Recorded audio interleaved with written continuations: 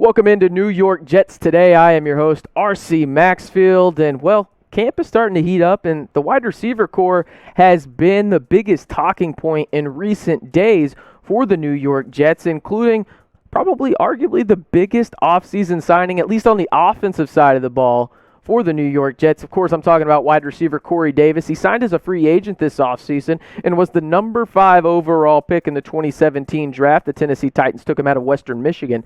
He's been steady, and he's been reliable in camp, and that is exactly what you want from your free agent addition when you bring in a rookie quarterback that you drafted number 2 overall in the NFL draft. For me, when you look at Corey Davis, at least in his 2020 stats, right, 65 catches, nearly 1,000 yards, average 15 yards per catch, and 5 TDs. That was due in large part just because of the play action that was going on in Tennessee and also having A.J. Brown on the opposite side. And, we all know that having Derrick Henry in the backfield never hurt anybody.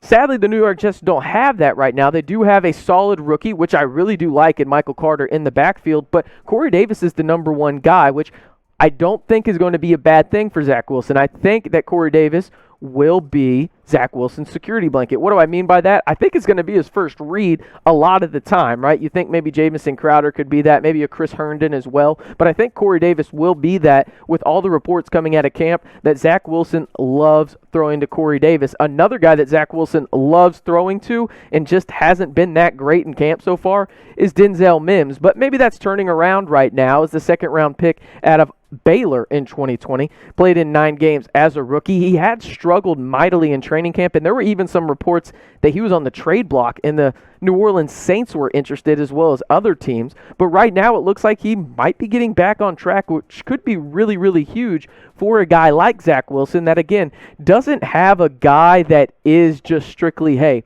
when you look at this roster, he's the number 1 wide receiver. I don't think there is anybody on the roster currently like that, but I do think Denzel Mims has a ton of potential.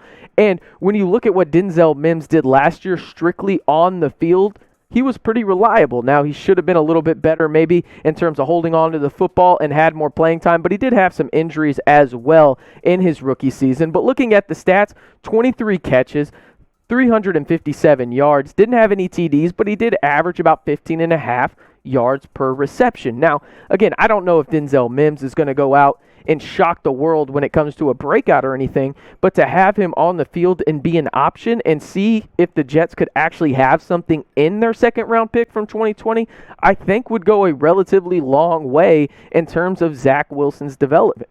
Now, could this be Mims getting back on track? I think it is, just because he's talented, right? If you watched him at Baylor at all, I think that Denzel Mims was one of the best wide receivers in the country, but his name was on or in trade rumors, I should say, not too long ago, including the New Orleans Saints having interest, but the Jets stayed pat. They held on to him, and now he's trying to get back on track right there for a rookie quarterback where maybe you could build that connection early on. Now, we look at the Jets wide receiver depth chart right now.